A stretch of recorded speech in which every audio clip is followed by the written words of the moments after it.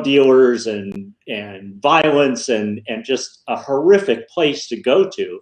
And it was the most generous and delightful country. Yeah, that stuff existed, but the way the media portrayed it just didn't give you at all a realistic perception of what was happening there. And so when I sat down with Al and he shared this vision, I just was immediately taken by it and thought, here's the opportunity to allow people to really talk about what's happening in their world, share their stories, get rid of this desire on the media's part to shape a story a certain way. Let's let the authentic conversations happen. So that was the creative genesis. The business side of it is, I just don't believe advertising is the best way to support this kind of work. I think that advertising is a perverse model that places the incentives in the wrong place. It forces the people who run television to chase ratings and increasingly to be controversial in order to drive those ratings. And I don't think it's good for society. And so, it took a while, but I think we're finally entering an era where people are recognizing and understanding that and willing to, do something different. And we've created this environment where, the people who really believe in and support the broadcasters who are doing great work on this platform have the opportunity to support them financially so that they can keep doing that work. And I think that's a much more authentic and much more natural setup than for the broadcaster to work for the advertiser and speak to the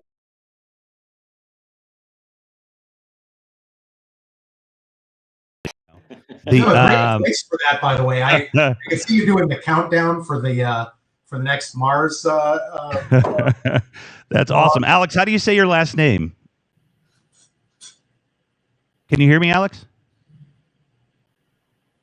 Oh, I can't hear Alex. All right, who can hear Alex? Raise. Oh, wait. No. I'm not hearing him either. Yeah. All right. I'm not hearing you. Yeah. Hold on, Alex. So then there he is. You hear him? There he is. Now I can hear him. Yeah, see, I can't hear him, which is interesting. This happens once in a while. And this, folks, is why we're in beta. So just so you know, this is still beta. So I'm going to reset the graphic server one more time. And hang on, Alex, because I've never got to meet you. And I had to bring in, like, I hadn't said it yet, but I wanted to say it when you came in the room. And first of all, thank you for the award. And let me quickly, hang on, guys. I hope everybody out there can hear us. Are we seeing in the comments? Nobody's saying they can't hear us, right? Let me quickly go through these awards real quick.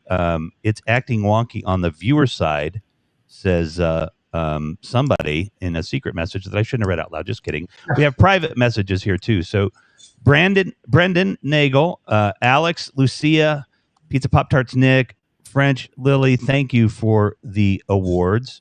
Turn your YouTube Hey, Brendan off. Nagel. Great to hear that name. Brendan and I used to work in the same office. He's a cool dude. Oh, cool. All right. I'm going to reset this server one more time. And that hopefully will do it on the audio. The other trick will be for me is to have you guys keep talking. I'm going to refresh my browser. Sometimes that pulls it back in. Just talk amongst ourselves, huh? Well, yeah. Now you know what my horror is every single morning. Oh, I hear you. Yes. Oh, yeah. There we go. Everybody hear everybody? Morning. Every morning. I can hear Alex. Every morning I go live and I'm just praying. At least in the early days that we've worked out a lot of the kinks. We may. Yeah. That's awesome. Thank you for acknowledging it. I have to say, Rev, not to interrupt you, but Alex Mohajer is one of the first broadcasters who was brave enough to jump on board and join us on this ride. And he does an amazing political report every morning called the AM Report. He's been doing it literally every weekday for 5 months with us. And it's, first of all, we're incredibly honored that he not only put his faith in us, but has stuck with it.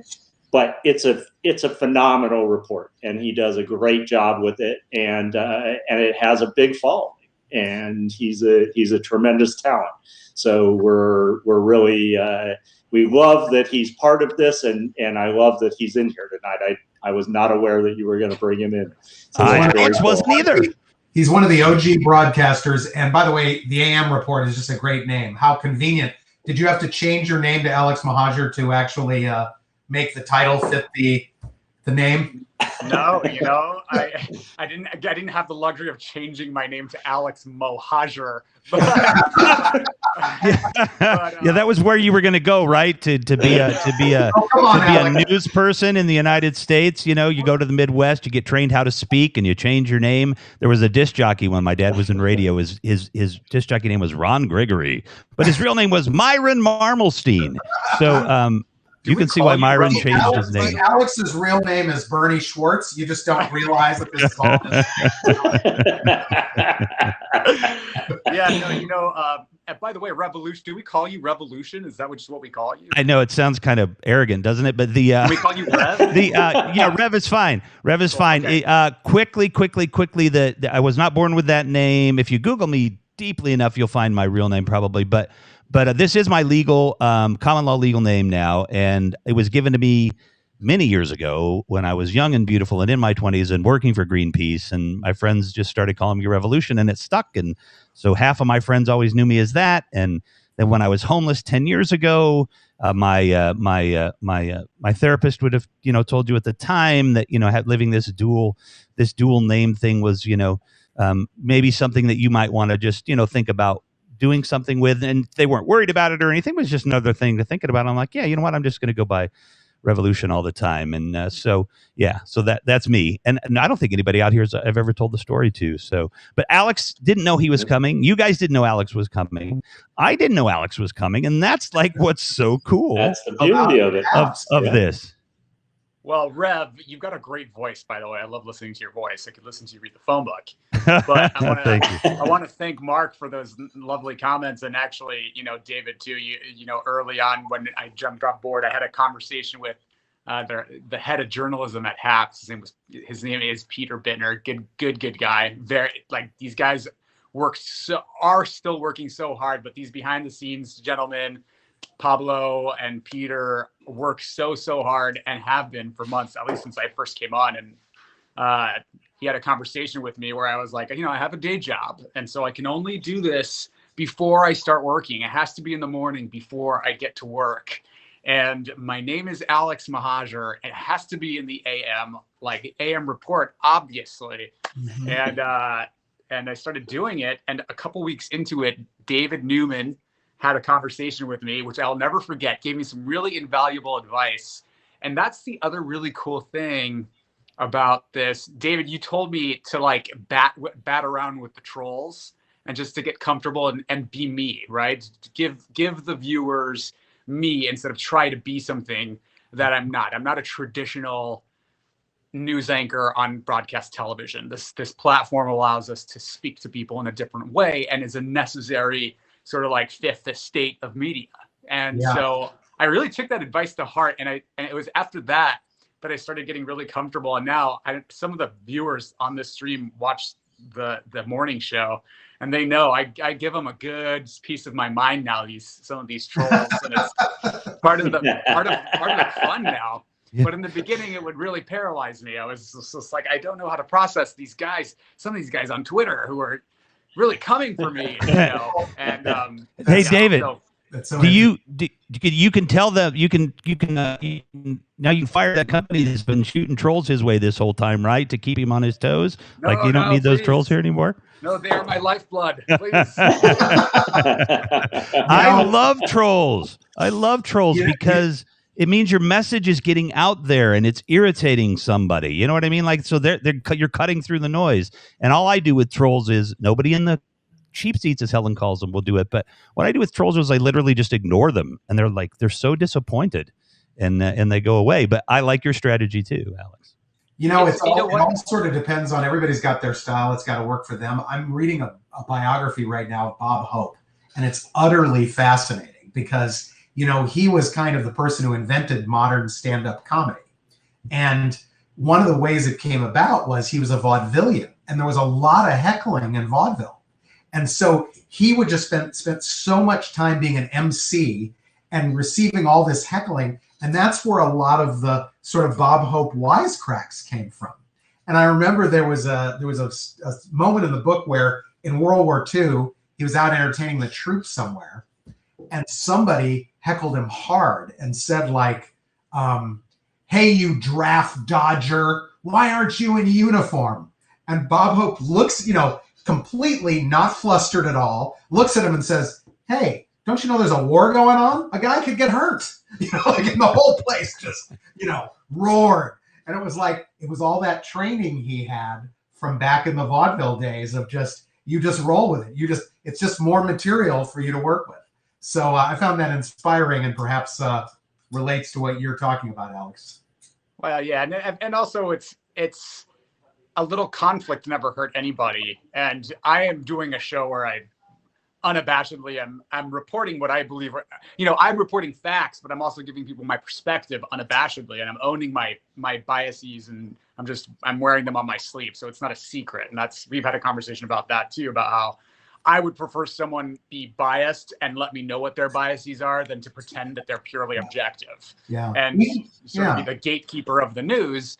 And so I think a little healthy debate never hurt anyone. If you're willing to put yourself out there and give people your perspective, you should be able to defend it. So I don't necessarily bat around with the ones that are like making fun of my looks, and they do, which is just, it took me. I wish I was half as good looking as Alex, so I don't know that's yeah, I know. Like, what are they bashing? What are they bashing? Pablo will tell you, we have a good laugh about this.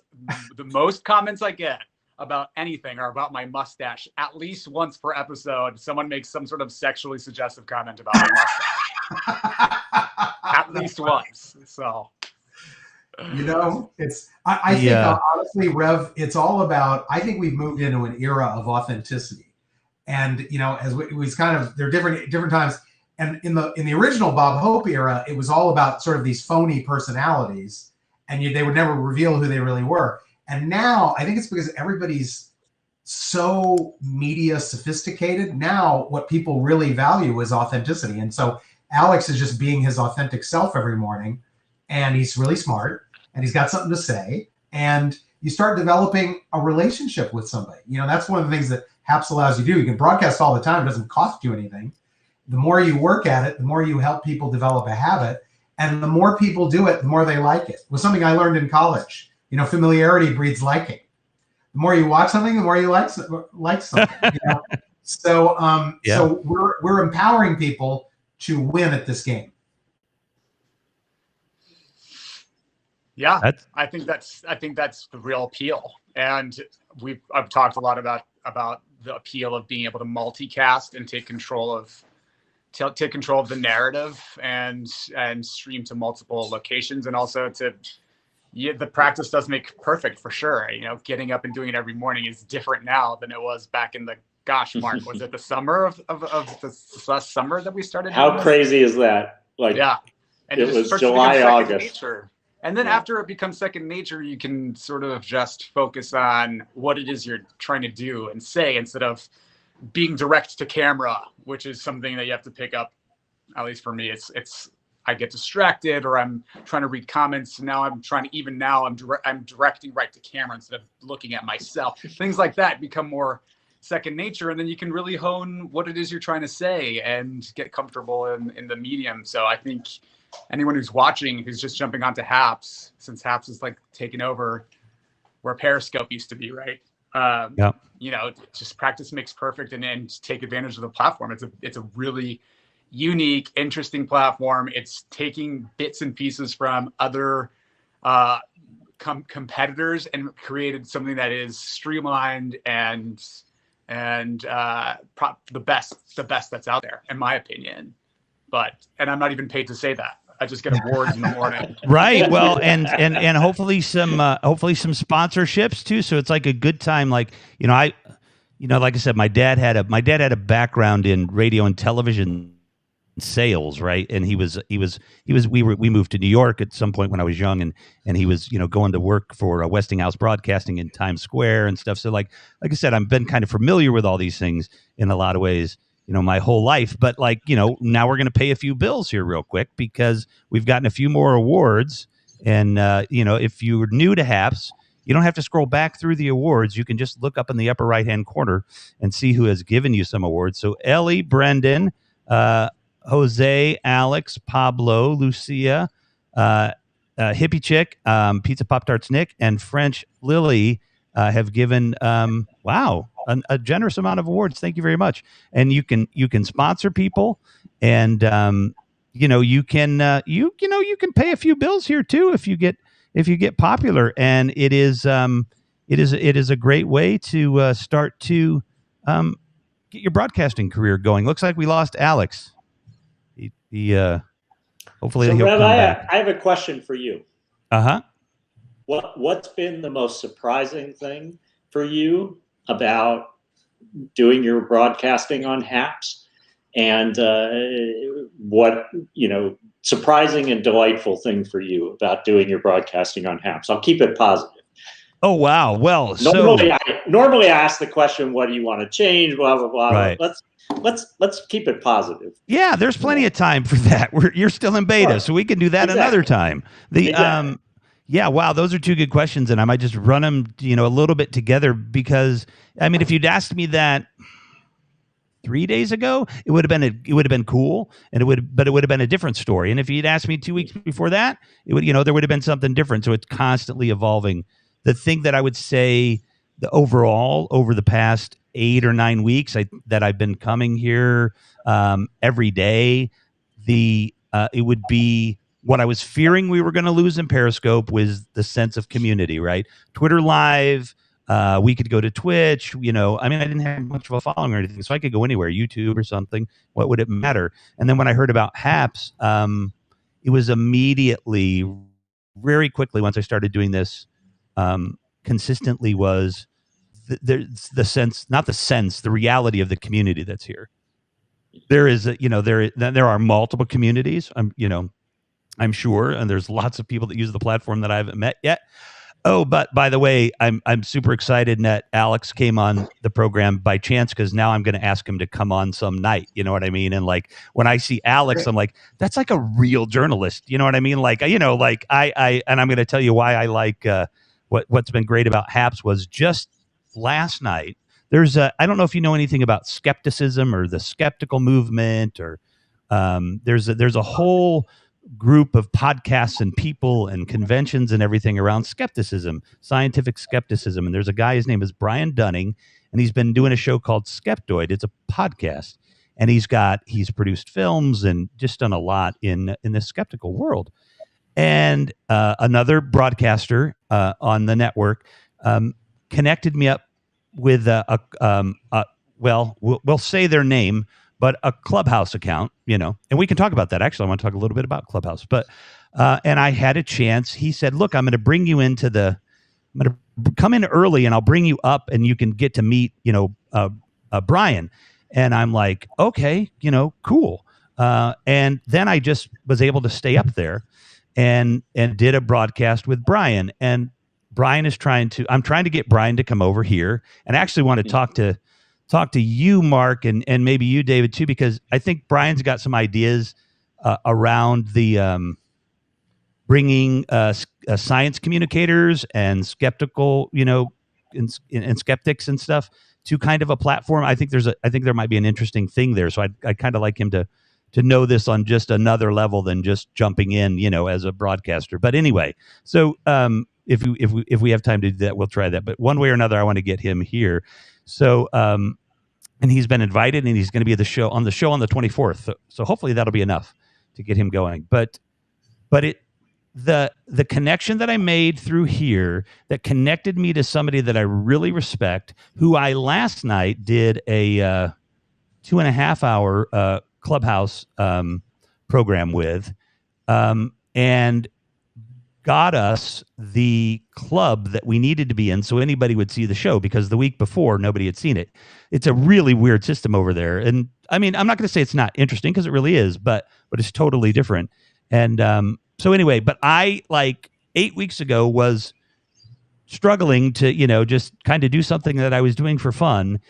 And now I'm, working with somebody that is incredibly interesting to me. I want to bring him to this program, and I want to bring more people through this program to your platform, because I have, in 8 weeks, become fully invested in making sure that this thing succeeds, because we love hearing that. This is my home.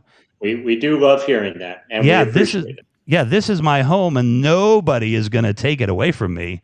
So, so yeah, I'm here to fight. And somebody said it, and please do not. I'm even afraid to say it because I don't want to be referred to it as this. So I will do this. Somebody said a very complimentary thing about me in terms of, I'll use the word ambassador, because I don't care if people call me an ambassador for Happs. That's fine.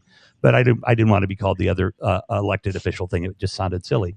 But called me like an ambassador for Happs, and told me that somebody said that in another group. Well, I'd only, I toot Happs horn on here all the time, and I try to get people to do sponsorships for other people and just show everybody how it works. And I offer anybody on their first day, come talk to me, because I know other people will just do it.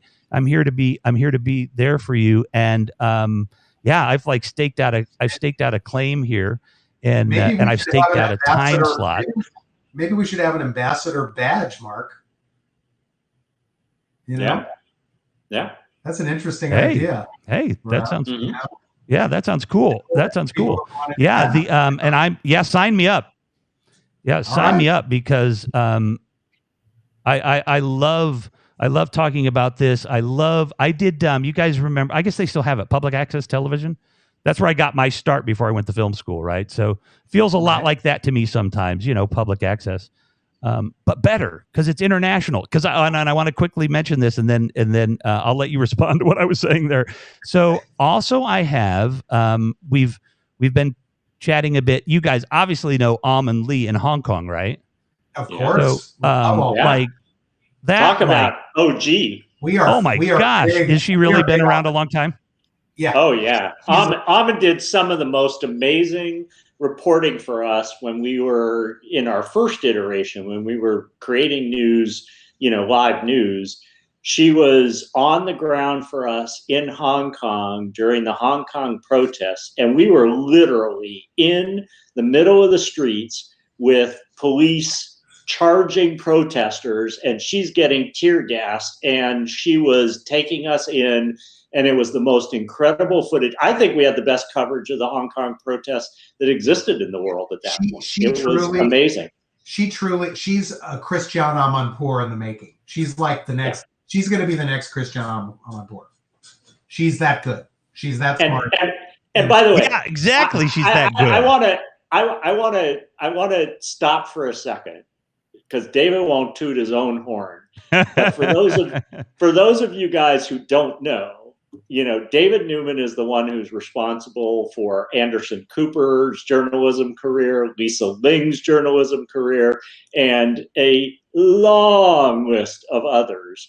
And so for him to say those words, that is a high praise and something to not take lightly, because this man knows talent and knows how to foster and help talent become what they're capable of, for sure. I 100% know that, because sorry, go ahead and thank him there. No, thank you, Morgan. I knew this. You knew this because Rev? Oh, sorry. I knew this because I knew who you were from that last stream, go ahead. And then I'll talk about Almond for a second. Well, I think one of the things that I always felt like one of the shitty things about the old system and the old paradigm is that you had to, to get a big break, it's like you had to meet a David Newman in order to pursue your career. It was all about the gatekeepers. And now Happs just says, no, it's actually all on you. Create compelling content, tell an interesting story, report on a news story that's not being covered that should be covered. be the change, be the change you want to see in the world. And in live video, that's what we're hoping to do. And it makes me so happy, because when we were creating Happs and getting our first round of funding, Anderson was kind enough to be a personal reference for us. And one of the things that said is, he said, I got started, David helped me get started when he was at Channel 1, but today the way people are going to get started is on Happs. And I was like, that's awesome. That's what we want to hear. Wow, full circle. And by the way, I want to take a second and go back to a comment that I saw scroll by a few minutes ago from Mike Patton, who's one of our sports commentators on this platform, and has been doing amazing work, for months on this platform. I've learned so much from him. And, he was saying, I want to expand, my subscriber base and my audience. And, I think that's one of the things that you've done so incredibly, Rev, is the way Happs is built. It's built for people to build an audience. And it's built for that by enabling people to collaborate on their broadcast, to join each other, to share perspectives, to share experiences. And through that shared experience, you gain exposure to more people, and you should gain more interest and more followers. And, that's the idea, is that we're not a big media company that's essentially plugging you into millions of eyeballs, but we do give you the framework to essentially build that following through collaboration. And that's really the secret sauce to this platform. And the benefit of it is that it makes everybody's broadcast more interesting. Rev, I saw you, I think it was this morning or last night, on Serena's broadcast. Uh-huh. And, she's an incredible musician who's joined the platform just in the last week. And, she's got a very loyal following. Yes, she does. But I loved seeing you come on and bringing a whole new group of people in to meet her and to experience her music, because for anybody who gets that chance, it's just a total joy. It is such a total joy. And I call my wife the executive producer, and my son the associate producer, and my daughter the other associate producer, because sometimes you just don't want to say wife and kids, and you want to protect yourself a little on the internet or whatever. So this we do for fun. And so I was playing Serena's song that was getting some radio play in Sweden, and she's like, "Who's that?" Because she's always looking for new music. And I said, that's Serena E. Like, I met her, I don't know, last night or something. She came on the platform for the first time, and I bought her her single on Did Apple. You?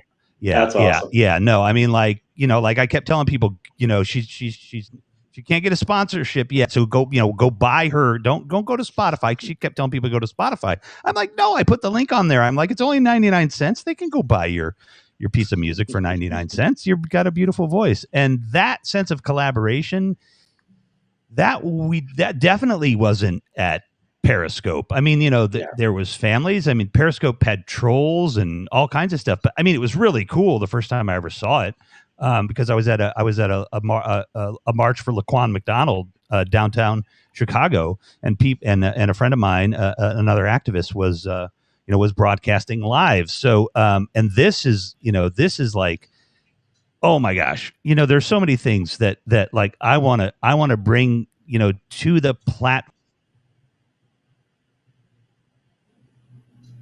So out there real quick, that I want to, so many people I want to expose to the platform. So the last few days I've been reaching out to, so our nonprofit does racial equity, social justice work in marginalized communities across Chicago. We've done work in about 14 cities across the country. And my friend and partner in this, it's her thing. She's absolutely brilliant and has come up with a whole new system based on another social justice movement around evaluation. But I mean, it's just incredible work. And I want to bring that group of evaluators to the platform. We're looking at something like, again, at kind of a lunchtime thing where they can have, people within, to be news for evaluators. And I'm developing that right now. And then I have been reaching out to black women news journalists in the UK, because we have a lot of cross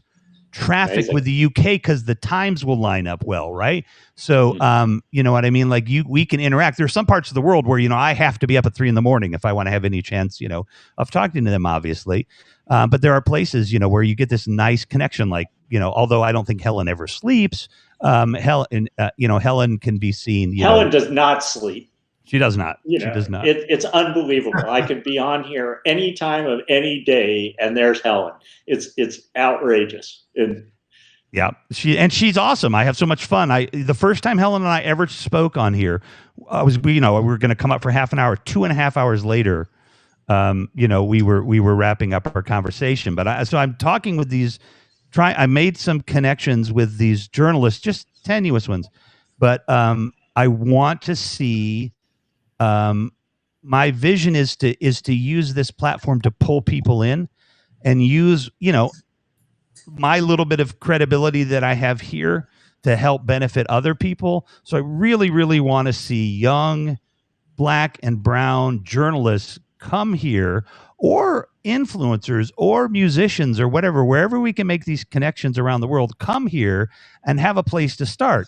Some of them will make it, some of them won't. But you know what I mean? But how do you? Amen. You're speaking, David, in my language. Yeah, we're all about all the time, about we just want more people, more perspectives, more diversity, everything. We just want more, because through more, we're going to all benefit from different points of view. And David's been harping on this from the very beginning. He's a big proponent. David believes that this is the future of local journalism, for example, that local journalism has just been, completely destroyed over the last few years. And this is really the way that we can revive it and inform people. But it goes so far beyond that. As you mentioned, music and art and travel and different cultures and different life experiences. Let's bring it all on. Let's get those perspectives on here so people have the opportunity to grow and experience it. Rev, I look at that. Go ahead. I look at just for fun, what are the biggest stories of the 21st century from a United States perspective? What would you say, Rev, if you were sort of listing them off? I'll help you. The 21st century. Okay, go ahead. How about 9/11, right? Okay. The election of Donald Trump, the Iraq War, and BLM, right? I would submit that mainstream media got all 4 of those stories wrong. They missed all of them, and they wrongly interpreted most of them. Like BLM's been around and the movement's been around since 2011, and God knows, the decades and centuries of dysfunctional and prejudiced behavior that led up to it. And how could we have that story properly reported if we didn't have those Black and brown people reporting it from the grassroots and helping inform everyone else? Instead, we're relying on, the institutional mainstream media to correctly and accurately and illuminatingly, inform us, but they don't even know that it's happening until there's huge riots in the streets. So it's interesting in that we think that if you look at the Iraq War as an example, imagine if there had been a Happs in 2001 and 2003 for 9/11 and for that. And imagine there were thousands of people in Iraq and around the Middle East who were live streaming and telling you the story from their point of view. Imagine how that might have changed the quality of information that was arriving at all, people in our citizenry, people in the Republic, right? And that's the promise of the future of Happs, is imagine if we just fill all those gaps and make this a place where no one is left out of the conversation. No one is left out of reporting the news. By the way, David, I'm seeing some amazing comments and some incredible perspectives. Abyss says, "What about the 2008 financial crisis?" You're so right. Major story over the last 20 years that largely was missed by the media until the crash happened.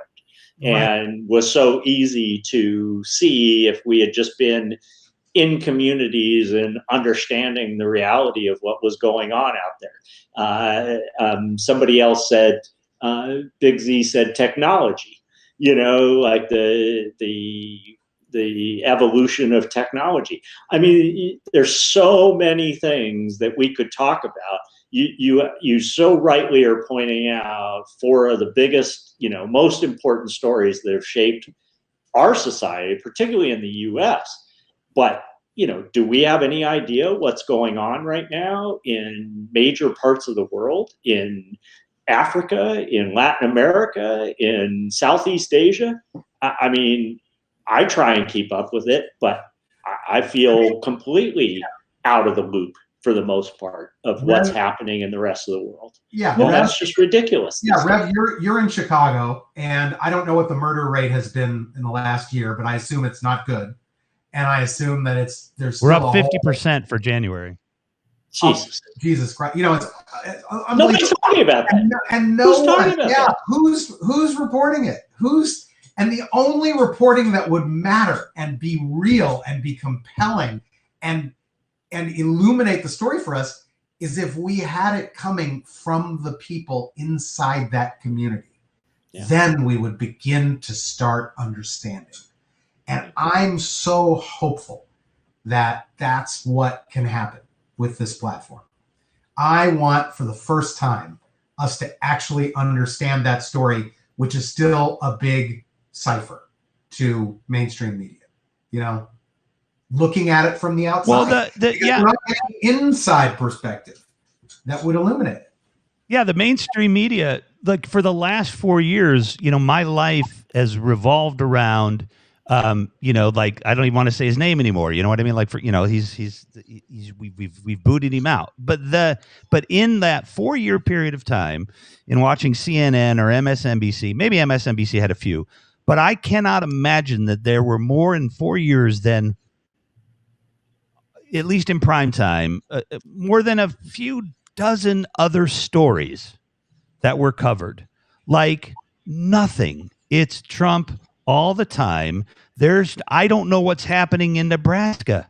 I don't know what's happening in Tucson. I don't know what's happening in Sheboygan. I don't know what's happening, in entire parts of the country, unless there's a snowstorm in New York and everybody in New York is freaking out. So they cover that because it's an easy thing to cover. But I mean, I don't know what's going on at all in the world, let alone in my country. Setting aside everything else about Donald Trump and all the strong feelings in both directions, whatever you want to say, it was crack for the media. The media could not resist it, could not stop obsessing on it, could not, let go of it. And we're all stuck, because as Mark was saying, the paradigm of advertising and ratings and all that basically means, okay, if we're playing that game, then they have to be addicted to crack. And they were. And that was a problem. So again, what's the remedy? You got to set up a system that isn't dependent on advertising revenue and ratings to get quality information. Yeah, so that oh my gosh. So we just went through an hour. So the first thing I want to do is give you guys, please don't leave, but give you guys the opportunity when you need to cut out, you get to cut out because it is what is it, 8 o'clock in California right now?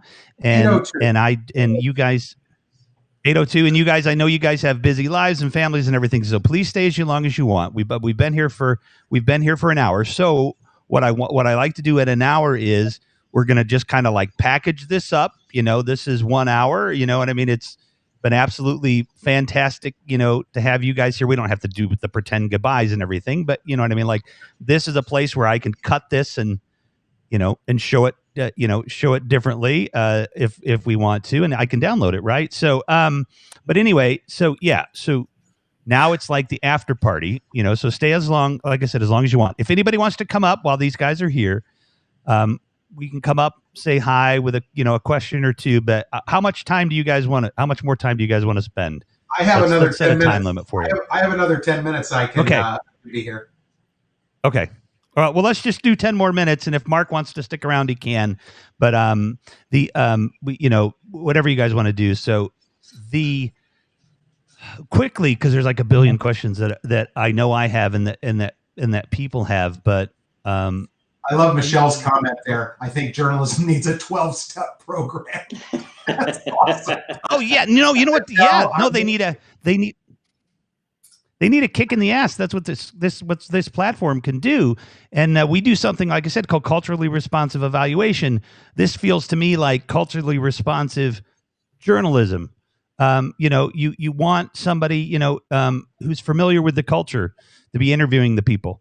You know what I mean? You want somebody in the culture to be interviewing the people. Like this is the brother interviewing the father that house has just been destroyed, right? I mean, like get it at whatever level you want. I do want to go to Michelle there real quick, because the missing, murdered, and Indigenous women's movement that we talked about when I was interviewing Michelle about a week and a half ago is something that I really would like to see focused on the platform too. And I'm going to put the idea out there to the two of you that I'm thinking that maybe, because you guys are old enough to remember when they had telethons, and maybe there's something we can do where we can string together a bunch of broadcasters and you guys may have already done this, but do a bunch of pieces and things about that movement, and see if we can raise a little money, and maybe we'll have to figure out a way for an extra button or something. You know what I mean? We'll talk, hopefully, and I got tons of things, but that I think would be neat if we could do some fundraising for some organizations through the platform. So I wanted to bring that out about Michelle, but I want you guys to just feel like, tell us what you want to talk to us for a minute. We got 10 minutes, talk to the folks out there and just hang. I'm going to be quiet. Well, let's see. What do we got, Mark? We've got various interesting comments. I hope Happs can continue to be a platform for Indigenous issues. Well, exactly. It's one of the reasons we built this.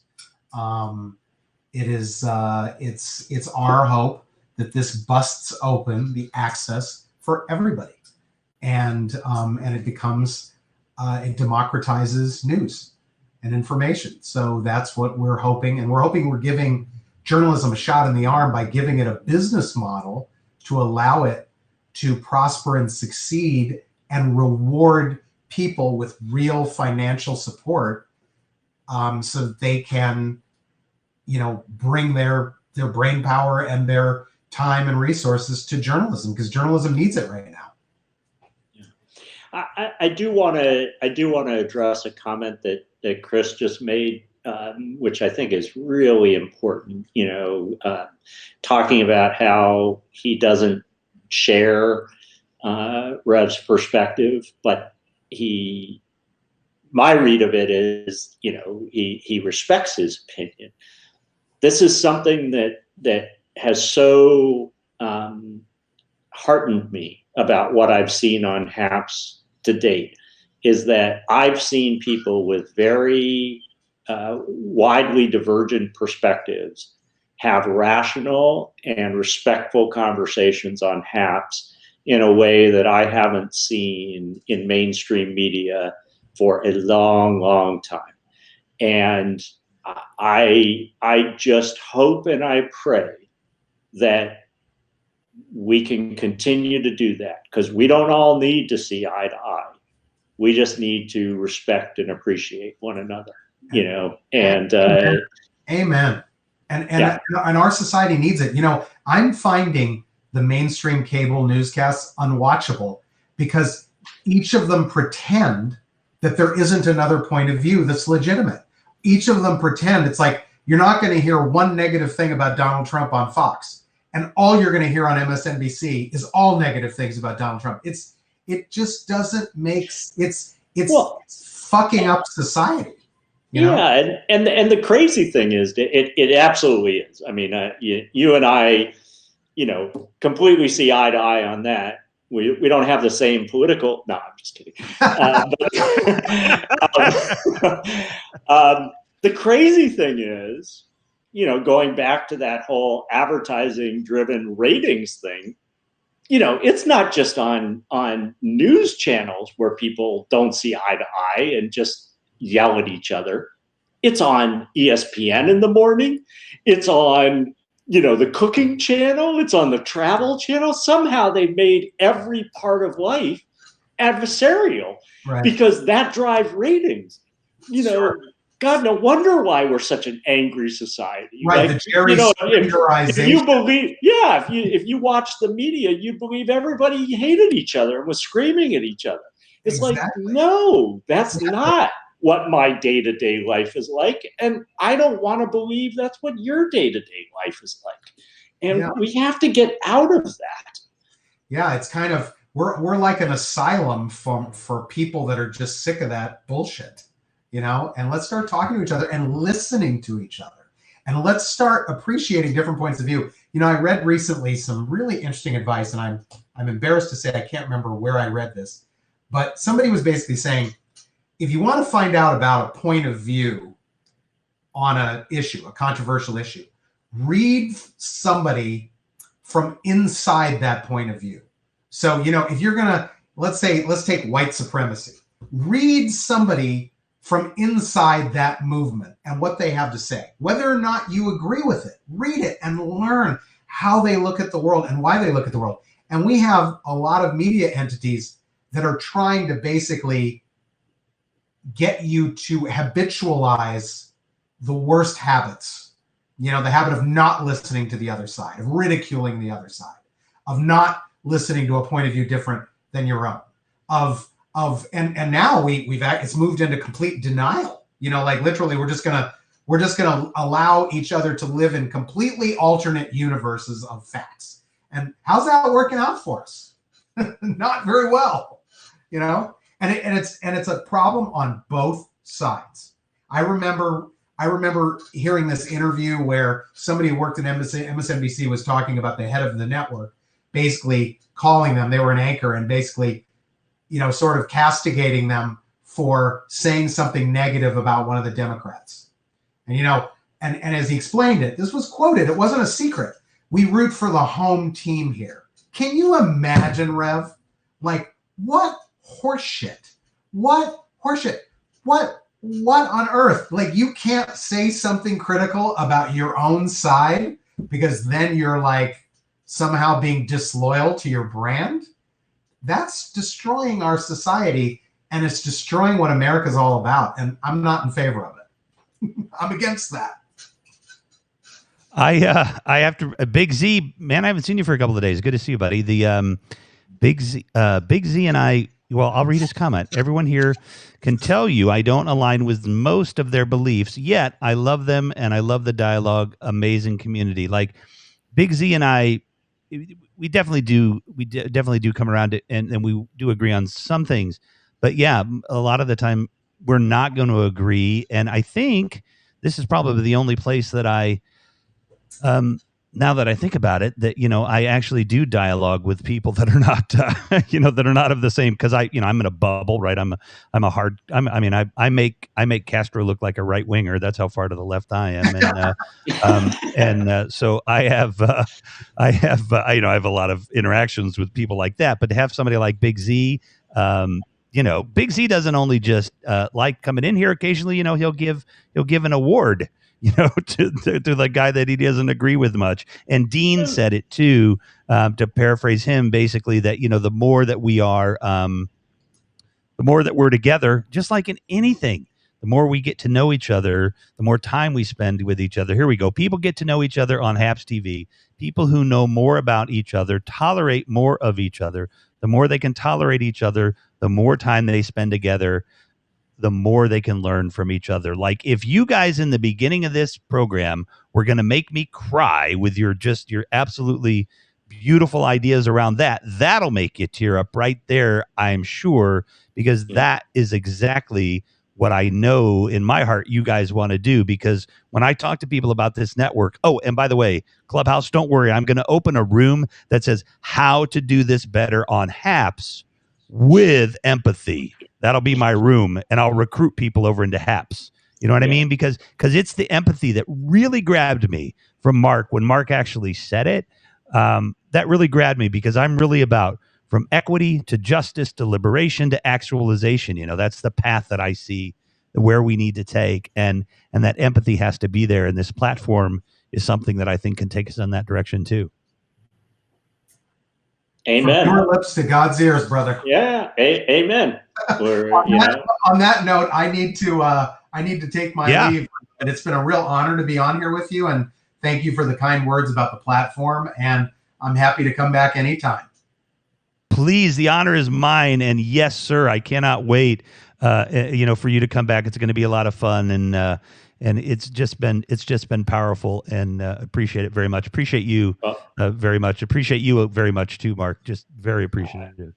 Yeah, and we feel the same. We not only appreciate all you're doing on Happs and the way that you're helping support other people on the platform, and also encouraging people to join the platform, which really everybody asks all the time, what can we do to help support Happs?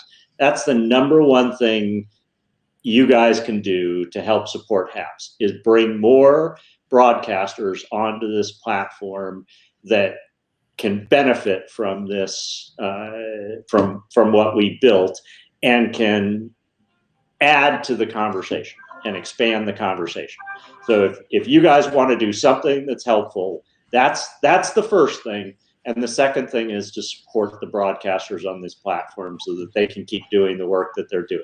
But we so appreciate you asking us to come on.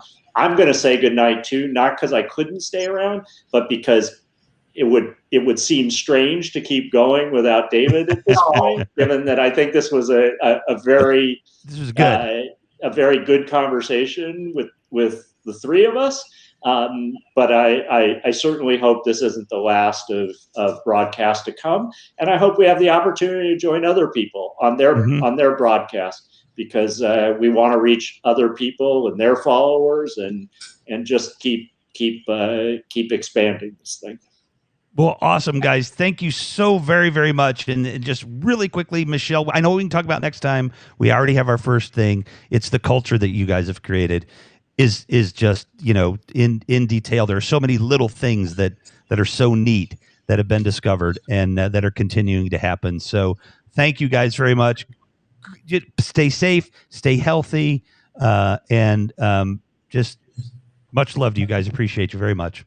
Right back at you. The feeling is likewise, and everybody who tuned in tonight. We love everybody. Thank you. Thank you, guys. Appreciate all the comments. Take care. Thanks. Hey, guys. Cheers. Bye.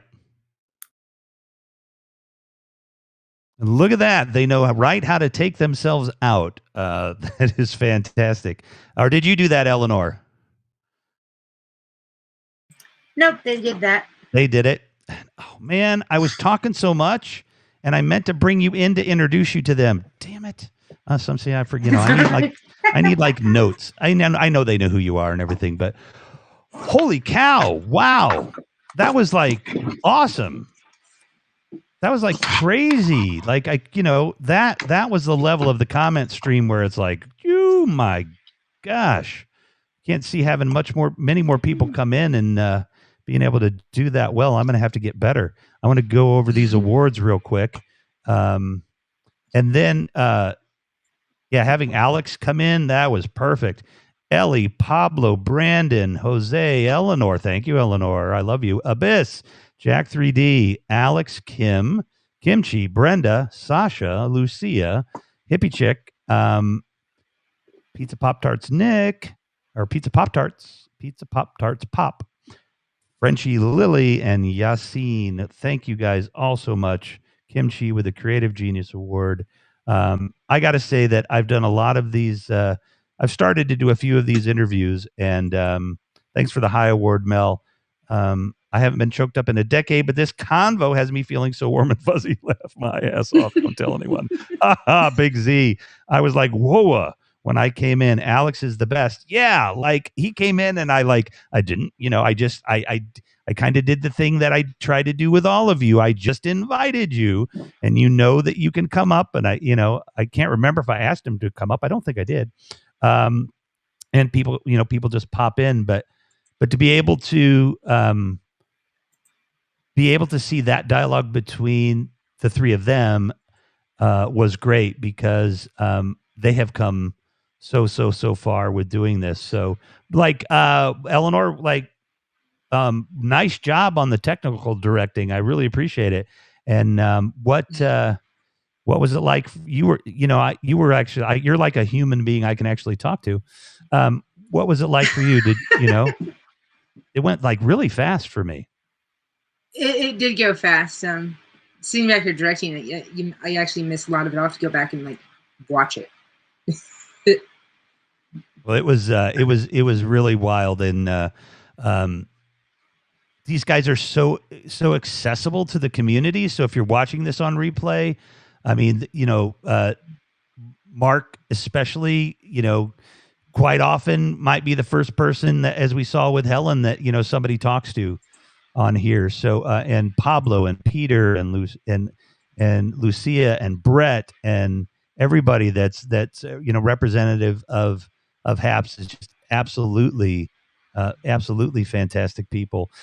If anybody wants to come up, just ask for an invite and you can come up and we'll chat. We have it's 10:19 now, so here's loving Eleanor's eye makeup today. I know, right? Isn't she? It's killer. Yes.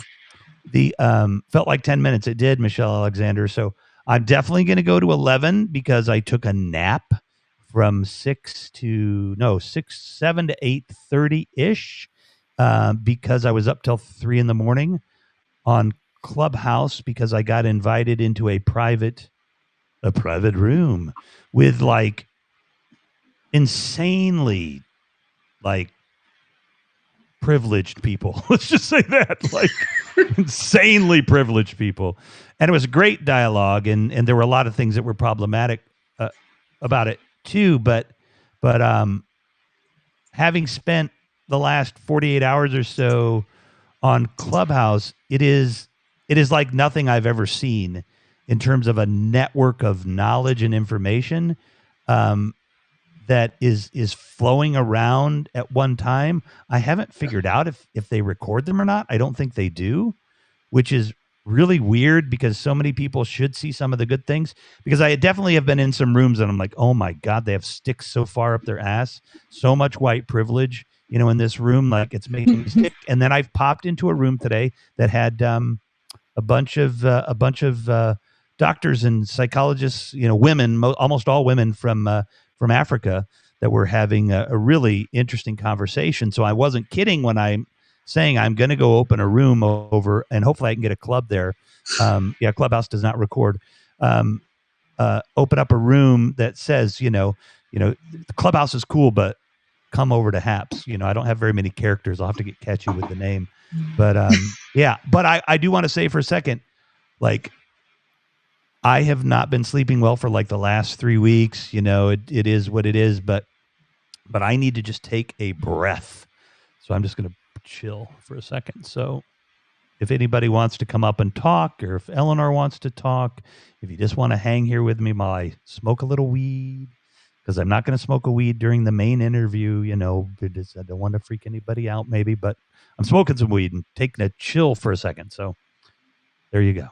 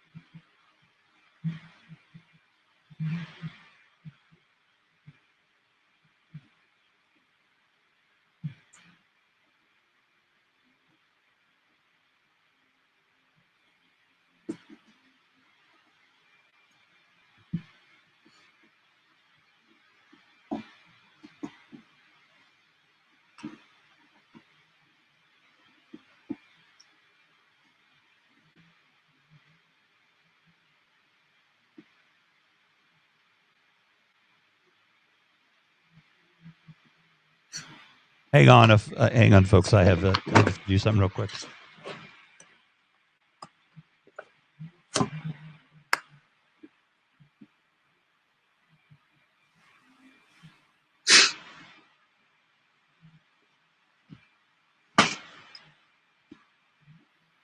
About my day, it was uneventful. Yeah. Last night I was at the ER because I took the wrong insulin and my blood sugar dropped too fast, so that was fun.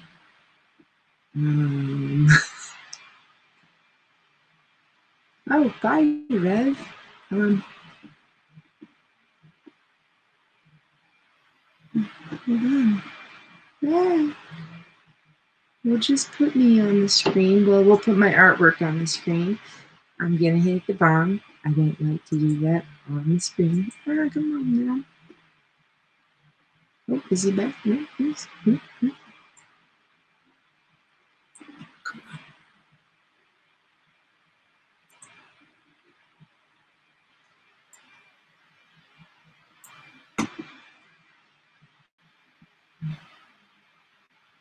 It's doing the flip again. What do you mean? No, it's just up above my head.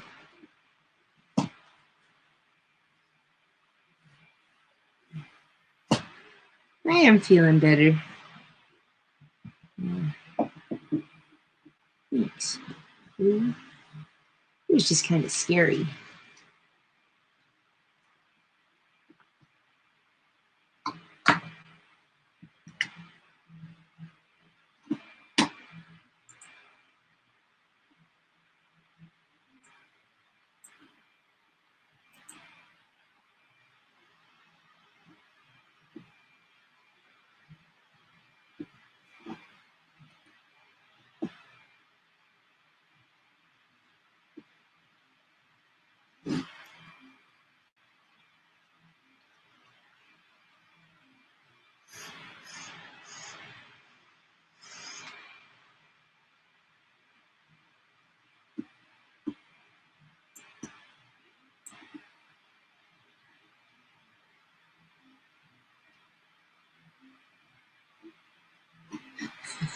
Gibbs.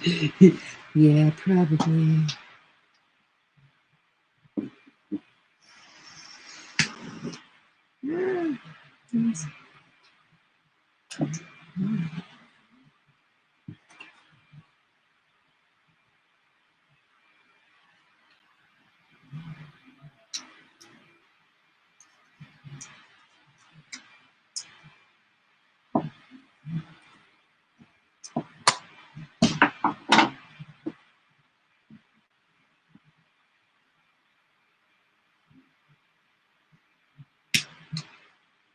Hang on a minute, everybody.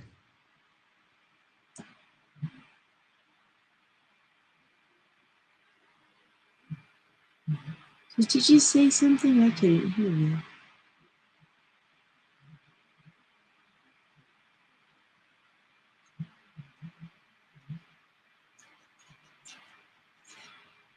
Wow.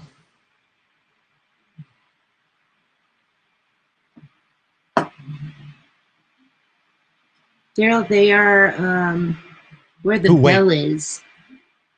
Can everybody else hear Rev? Because I can't.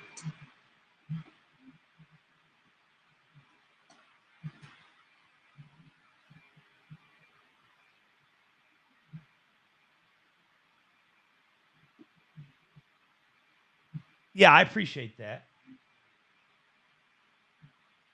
Uh-huh. Well,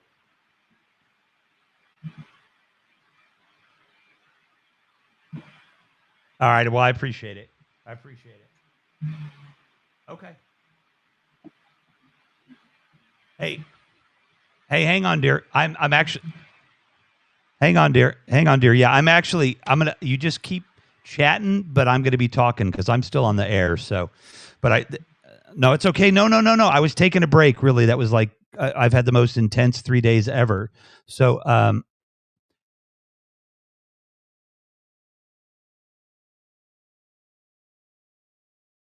right. I appreciate it, and I will. I'm gonna call you in a half hour.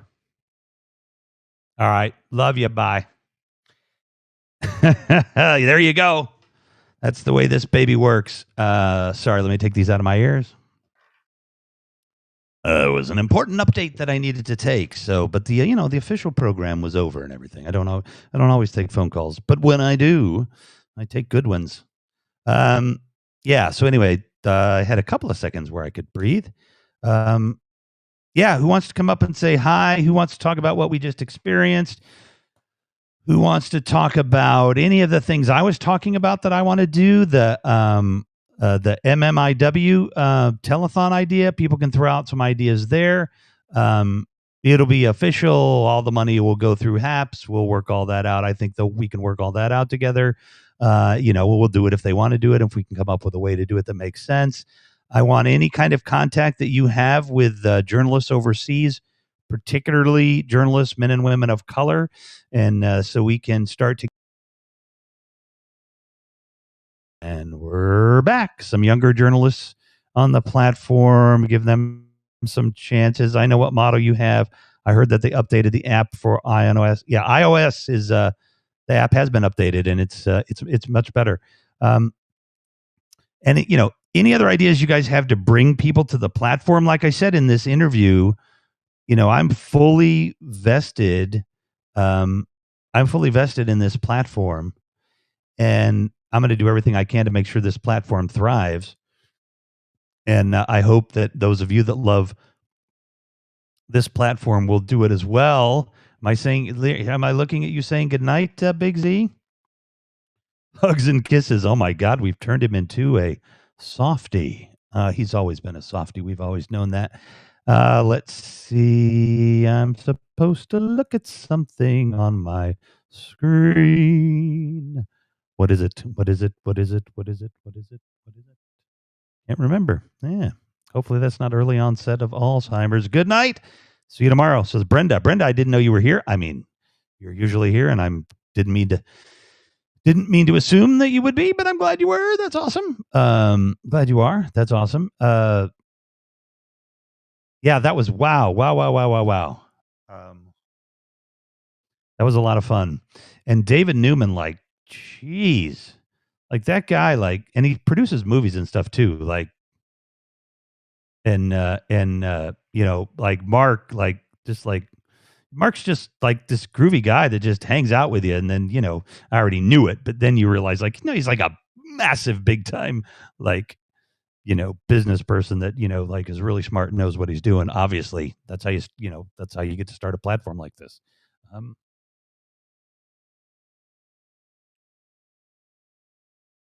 I don't know if Leggy Lady is here. Oh, she is. I think we need to add an additional word. Ooh, there you go. Very good. We should be bringing quality people. Yes, we don't want any of the riffraff. Again, neutral foreign accent, Helen. It wasn't English or anything. Could have been upper crust New York. I don't know, but just so you know, I wasn't attempting any any accent that has anything to do with the island, with the kingdom of Great Britain. The England is the island, right? Great Britain is the. I know. I never know. I always get confused. Yeah, who's going to come up and say hi so I don't have to keep talking? I have been like running on empty for like 3 days. I was in Clubhouse for like a long time, and it was like it's like this labyrinth of multi-level marketers in UK. Right, but I mean the island is called England. The country is called Great Britain, and the larger thing is the United Kingdom, right? Thank you, Matt. Appreciate it, buddy. It was a lot of fun.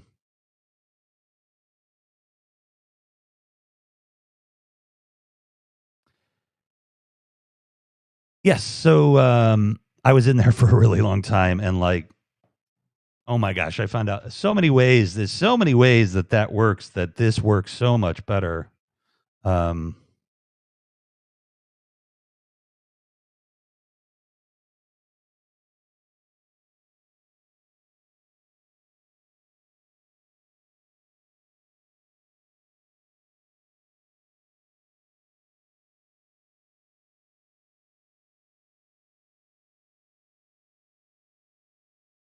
I asked Pablo a technical question, but I'll email him. I did ask if Mark and Alex plan to allow Instagram and Snapchat into monetizing user information, but it was lost among the numerous comments floating by. Literally, just reach out to him, man.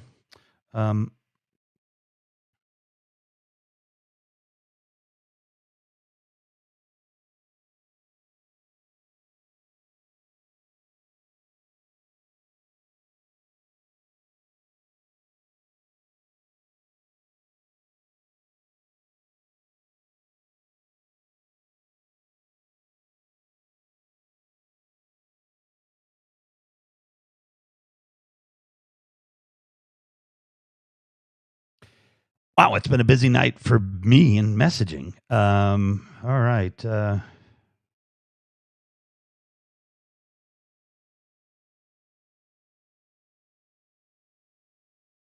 Apparently.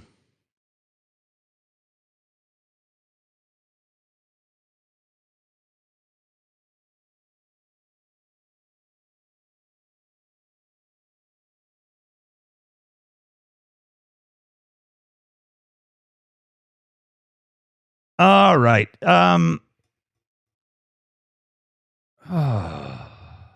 Reach out directly. They have a 5-year roadmap. Really?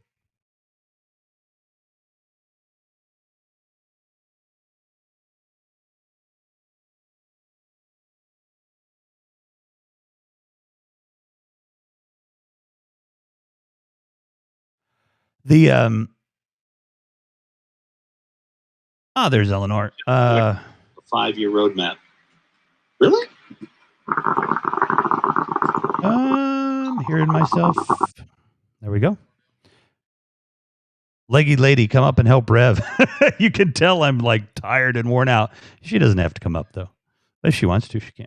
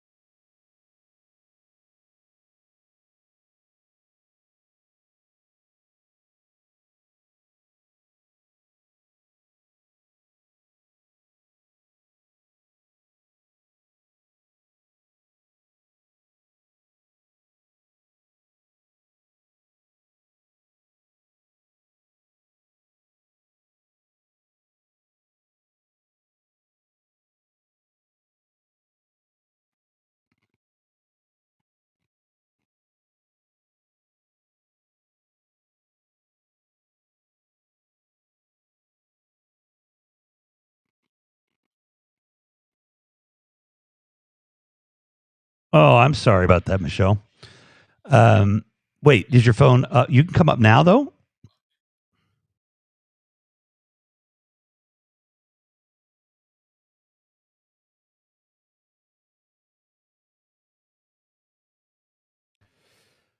So I have had, like just a phenomenal. Hey, Mini Rev. Wait, what? What? Where is he? No, he better be in bed. I've had a phenomenal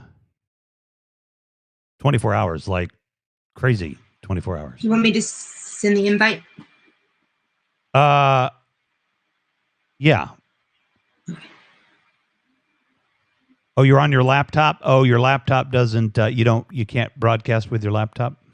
Well, if your battery gets charged up or whatever, hop on up. So I've just had this is the most amazing 24 hours of getting a chance to hang out with somebody that I think is doing a really good job for teaching people about science, the scientific method, and scientific inquiry, and everything like that. So it's been very cool.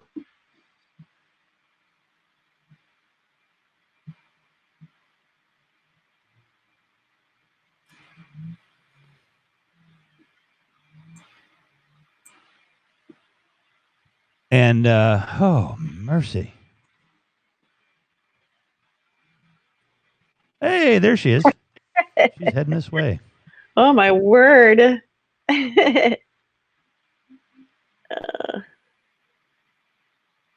Where are we? What's happening? Hello. Looks like Michelle's trying to come in. I'm here. Almost heaven, West Virginia. Just gotta click. There we go. Hey. Wow. Hey. Oh, can I hear you now? Can you hear me now? Yeah, I can hear. I could hear you. Good. All along. Oh, good. Wow, what a great show this was tonight. Holy wow. I was fangirling. I saw that comment. I was like, oh my God. Well, I mean, I watched Alex and Mohajer, and I mean, he's like one of the first ones I signed up, for on this app, and also just between him and my early conversations with Mark Goldman, I mean, I automatically felt like the level of professionalism on this app was, a standard that us Periscopers had to rise to. That was my thought. So I remember having that conversation about creating the culture on here, and then hearing, oh God, the other guy. Oh my God. David, thank you. I always forget his first name for some reason, because I've never really talked to him in person or anything. But he talked about that in a separate interview with Peter about, the creation of Happs and his ideas about journalism. I mean, they're just so spot on. Now, I mean, my first degree is in writing, and it's specifically like, I guess you would call it almost like documentary kind of journalism, where I'm really into documentaries. I'm really into biography and life stories. I always have been. And, I guess everybody talks about being a storyteller on social media. So you got this wave of storytelling in all these different platforms on social media, right? And then you've got, this old school journalism still is relevant, even though print journalism and other forms of journalism have, it's just like you were saying, they've been going by the wayside, almost like the way local, like you said, local media, radio programming, the way DJs, all of that, like, got taken over by more of corporate entities. And it's just interesting that we still want to find a place for all of that stuff. And I love that they're committed to bringing in more voices and original voices, and, like you said, black and brown voices. Now, that's one thing I kind of wanted to talk about, actually. It's so cool that they were already talking about it. But Oh yeah, no, like in conversations I've had with Mark, like, yeah, that I knew that was, it's really amazing. It's awesome. Well, my first email was like, is this going to be safe for me? I'm just going to be blunt. Is this going to be safe for someone like me? I want to know, like, I want to know what I'm getting myself into, because I'm just so used to other platforms, and it's not just necessarily Periscope, but just social media in general, and just anything that, I mean, I was a freelance writer for a lot of different things, including tribal publications. And there is a huge difference in how you're even seen presenting that media, what actually gets published, what stories will actually go. And it's really difficult. It's super difficult for anybody who's like a member of NAJA, the Native American Journalism Association will tell you that it just feels like, talk about being an ambassador, you almost feel like every time you're approaching a non-native entity, including a media entity, a journalistic entity, you feel like you have to do native, issues 101. Let me just explain how this all works, and let me be the translator and the ambassador of native ideas and thought, and how to put that in the media. And it's just so cool that they already have it. They just figured it's like, let's just get the tools in the hands of the right people so we can tell those stories. I love it. I freaking love it. Well, yeah, and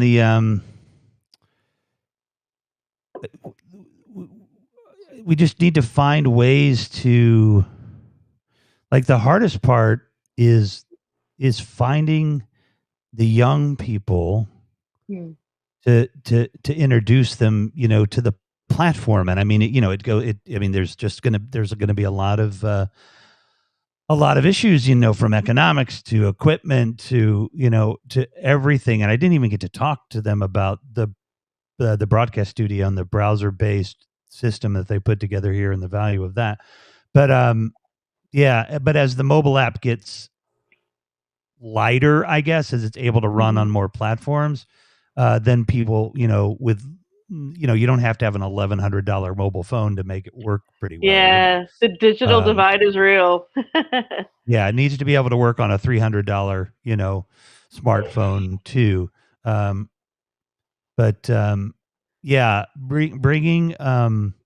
Bringing young people of color to the platform, and anybody of color, is a huge priority of mine, and Indigenous Native American. Like, there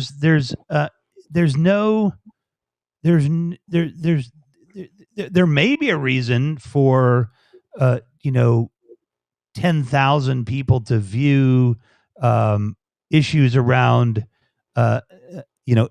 Native peoples, for sure, but for some people it could be like the old public access days where this particular meeting that needs to take place amongst the community or something, you know what I mean? But that, not like that you could do on a Zoom meeting, but more of, some kind of community just gathering. Doesn't matter if other people aren't watching, right? It gives them a resource to be able to put a broadcast together, just to, a broadcast of the week's news for, Wichita County. You know what I mean? Like, that isn't, which may actually be a county and may be a pretty big county for Kansas. But anyway, but for some small county somewhere, just the ability to have, like somebody in the community that, like, like a high school, thing, you know what I mean? Where they just want to broadcast the news. There's so many possibilities for this. It's crazy. What is up, Peter? Hello, man. Hey, Peter. Yeah. So did you get to see any of us the show earlier, bud? Sorry, go ahead. He was probably busy working. Somebody had to be working on the hot seat. Oh, it's so great. Peter, don't feel like you have to come up, but I just invited you, but you don't have to. Go ahead, Michelle. I'm sorry. Come on, Peter. Come on in. Well, what's interesting is I mentioned in your broadcast here in the comments that, I can't remember if it was just all the days are blurring. If it was, I know I watched it earlier today. I just don't remember if that was broadcast today or if it was broadcast yesterday, but it was, Peter Stern has this interview series he calls The Stern Look. And he's an excellent, officially ticked Twitter account journalist. Yeah. He's a real dude, he's a real journalist. Right. And he has this great interview series, and he was like episode 7 with Jenny Monet, who is also on this platform. She's Laguna Pueblo, and she was doing such an excellent job of breaking down, basically, like I said, that Native 101, but specifically applicable to journalism and how journalism should report Native, Indian country with the artistic, capital I, small c, about like what really is the definition of the sovereign to sovereign, nation to nation relationship. And he was so like, I've never seen a non-Native journalist who was so schooled. Like, he knew what questions to ask. He really entered that conversation in with her. I mean, he did such a thorough round job. I was floored. And what was really flooring was that Mark was in that broadcast. Now, how many platforms would you have the creators of that platform actually engaged and interested in that topic? Where, like they say, like in Periscope, we created a channel called Natives in Focus, and they had editors working with us, but I can't imagine, that was a top priority, if you will, of the creators. And he's engaging with the comments. He's making comments. They have someone on their team. I just forgot about that. I think his name is Brett. He's one of the members of the Happs team. He's Choctaw, so like they have a stake in the game. They have, like, what do they call that? You get your skin in the game. They've got people and players who are ready to play, and I love that. At the same time, I mean, as much as I had that concern about myself coming to a new platform, especially having been through other platforms and other situations where you just feel like you're an open target, if you will, if you come out and say anything about what perspective you have, what viewpoint you have in the world, being Indigenous and all of that. I'm thinking, like, okay, are people of color going to have that same reluctance? I'm literally having how there's usually people who are early adapters and they jump right in, but I've been going around asking people to join too, people that are really key, people that have done key things, and they're a little reluctant, but they're starting to come over.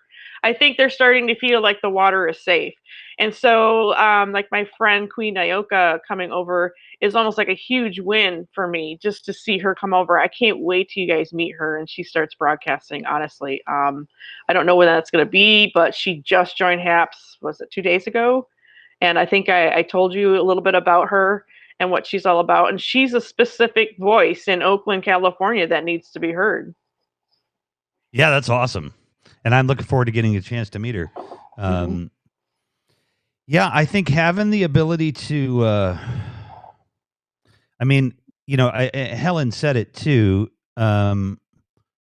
Everybody's an ambassador for, in the long run, everybody's an ambassador for Happs. And it's the most important thing that you can do. And like, I want to stress that the drama, the bullshit, and all of that stuff that is on Periscope. I call it the isms. They're always going to be with us. You can't escape the isms, but it's how you respond, react, and have an environment set up to deal with it that makes all the difference. Yeah, well, I have a system to deal with it, which is it doesn't fucking happen in this room. That's ever. why I like coming here. Woohoo! I want to go like this. High five me, Eleanor. I don't know what's this way. Yeah. Bam. You guys are awesome. I mean, Eleanor, I'll be honest with you. She's ninja. I really feel like just knowing that she's here, it's like she's got your back. She's got my back. Whoever comes in here, she's got us. So. Oh yeah, no, seriously, yeah. I couldn't do this without Eleanor. I couldn't do this without Kimchi. I couldn't do this without Kim Carolina. Oh my God! Talk about an ambassador. Kimchi Yeah. is so nice to everybody that comes in. I swear to, it's like it's her own broadcast. She's just like, hey guys, I got cookies here. Like there's a little coffee over Right. there, and come on in. Right. Oh, you smell like a troll. Get out. She's got it all covered. Talk to us through the. Talk to us about theisms, eh? Talk about theisms. Well, Yeah. I had this thought. I had this thought today because I was feeling really discouraged yesterday, to be honest, because it's like everybody gets that sort of fatigue, right? Like there's the 2020 fatigue, right? That's so real, it's palatable. It's still like, in the back of my throat, like, yesterday's dinner. But the other fatigue that is hard to explain is the kind that has to do with being a person of color, being a woman, just all of these things, the isms. And it's true for people who are older and are dismissed because somehow they're no longer, quote, relevant. Things like all of these things, you get that fatigue of having to constantly always be like fending it off. And I mean, it's just nice to be able to relax and just not have to do that, to have that safe environment, that place. And sometimes that safe environment, that only place that seems to be when you enter the room and you realize you're the only one with that voice. You're the only one, like, I'm that guy who has to stand up and say, no, I don't think that's right. The only place that can be sometimes is like in your own head, and that's not a good place to be all the time. So the other thing that you do with the mental health check-ins is just as relevant to me as if we were going to talk about, I don't know, what's on the news right now. Probably one of the most emotional things of our time right now with, this whole constitutional exercise we're having. I said that in broad terms, but man, this impeachment trial, I was bawling my eyes out watching the news today, watching the presentation of the impeachment trial. I've seen things there that they haven't shown on the news, and they did it from such a human perspective. I mean, that's something I've never seen in journalism before either. It was something where they just let it play out so that we could all see it. Well, see, they used to do that. Like they used to do that when I was a kid. When I was a kid, the you could see the process. The Vietnam War was coming to a close, but that was some of the worst fighting of the entire war. And I remember seeing images on television, but I mean, people like Dan Rather and there were people out there that were they were broadcasting live firefights, people getting shot, getting killed. And that is what helped turn the tide of the war against the government. People were like, oh my God, this is horrific. This has to what's end. happening. Mm-hmm. Yeah. Mm-hmm. And all of our wars since, the 2000s, none of it's always been sanitized. We've never like a seen video any game. blood. It's like a we've never video seen game. it. We don't see any bodies. The millions, or at least 1 million people that have died in Iraq. We never see a body. We never see a decapitated head or a shredded body from I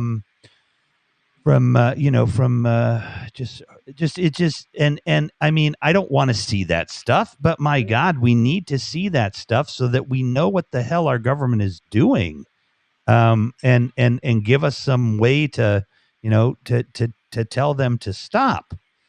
The first time this country ever saw any image of war was actually in the Civil War. It's the first time they had cameras, and it was the first time people realized just how horrible it was that we were sending pretty much children off to fight in. Yeah, very true. Seeing those images, it's sometimes the only way to wake people up.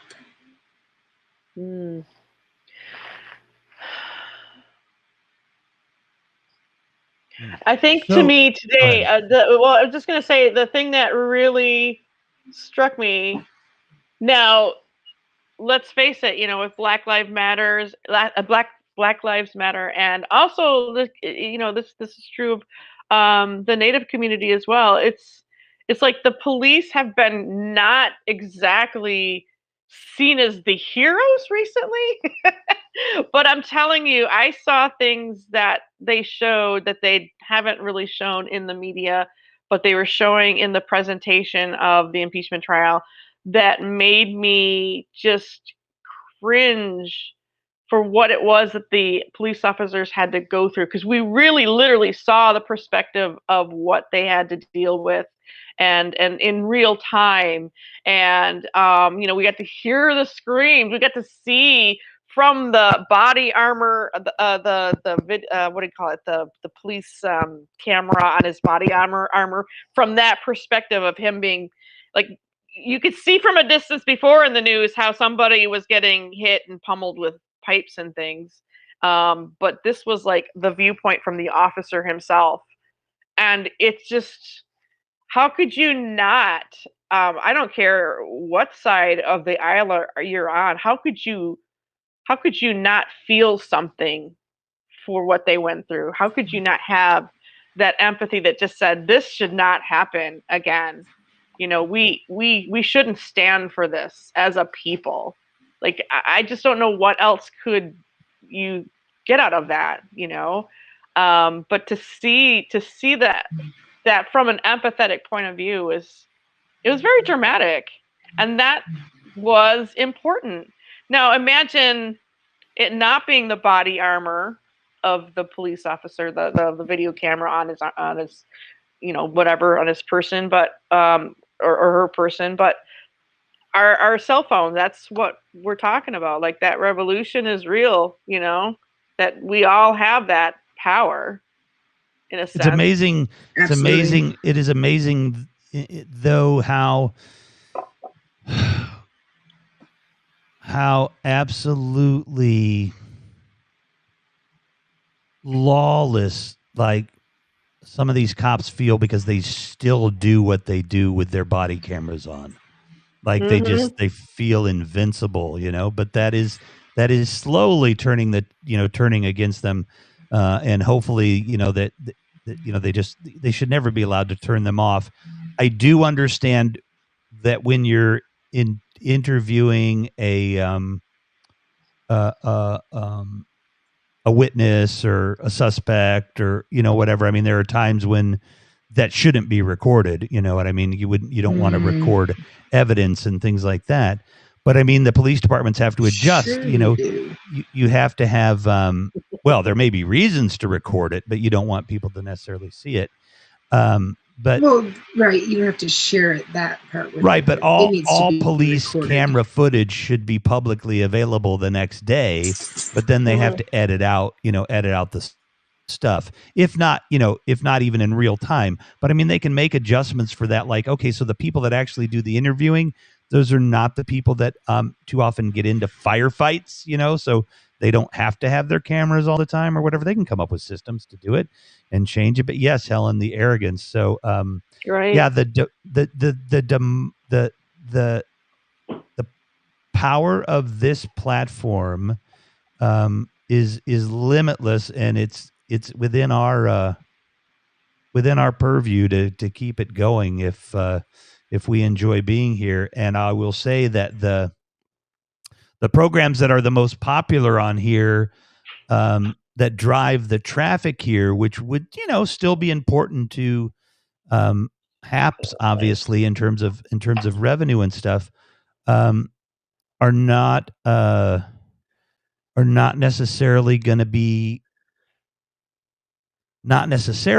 to be populated by grassroots people. So the grassroots aspect of this, of this platform of, like tonight I have like 1.7K. That's because, people, wanted to see those two guys. Normally I get 200, 300, 400 or whatever, maybe 500 on average. But the, but all of these small little grassroots broadcasters like ourselves, can team up together Yeah. and do things together. And I like that. obviously the people, that have the big, the big viewer counts and stuff, I mean, they do come into our rooms. They're not snobby and stuff like that. I mean, there are people, that come in. So all of that can flow. But as it gets bigger and bigger, just keeping the culture, keeping the friendliness and all of that is important. And I'm going to swing it back around to no fucking drama in my fucking rooms. You understand that? Like, I will fuck you up. Because though I'm just an amateur, this is the most fun. I mean, there are more fun things to do in life, but on a date, and I love my kids and they're really fun. But for me time, this is the most fucking fun I have all day. So don't fuck with my fun. I love that. And don't let anybody steal your joy is one of those sayings, but it's so true because, I mean, I literally came in here having that seasoned approach after 5 years of Periscope of going like, all right, we're going to claim some ground over here. And so that's why I was like, let's set some ground rules. Like, I'm going to ask some questions and I'm not going to be shy about it. I want to be safe. I want to be safe as an Indigenous woman. And I don't want to have to like revisit, some things that I have had in the past where it just felt like impossible to have that conversation, and I just wanted some guarantees that this wasn't going to be the same old. And it was just so refreshing. Like literally Mark came in my very first broadcast to explain all of that and to answer my questions. And I don't think he was just trying to make me like feel good. Like, hey, this is my job to make you like my app. It was more like, you know what, this is a great conversation and we need to have this. I'm like, wow, okay. And then he came on a second broadcast and he thanked me for creating a place to have that conversation again. So I know it's on like their minds. We can sit back and we can like judge creators of platforms very easily when we don't see them we just see it as an entity, but it's like you go out and create a freaking app that, if you're so good at figuring out what's wrong with what they're doing. But the fact that they're so interactive with us just really is like one of the number one things I think we all really enjoy and may even take for granted already because they're just so readily here. So I'm just really, this was a really good thing tonight because it wasn't, your interview wasn't like, hey, Mark, hey, guys, like, we think you're great. It was like real talk about real issues and what they created this for, like that culture that they were talking about, like journalism in particular. And then to have Alex come on was just like icing on the cake because he's just so good at what he does on Happs. That Happs has allowed him to do what it is that he does best. Yeah. I was like, I couldn't like, as soon as I see Alex has been in, my room before. I've seen him in my room before, but when I saw him come in, I'm like, just going to do the old silent invite and see if he'll come up because like he's real deal, like he's an actual journalist. Oh yeah.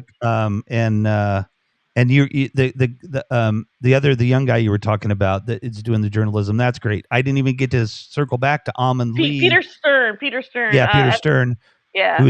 Who I'm just so stoked to come on and just talk news in Hong Kong with her. She's going to come on at some point. So my God, that's exciting. She's really good too. That's going to be really fun. Like she's a real journalist. It's really cool. So, like these people, not in some snobby way, some of them are going to, that are going to go far with it or whatever. And like, you just wouldn't have a chance to talk to them.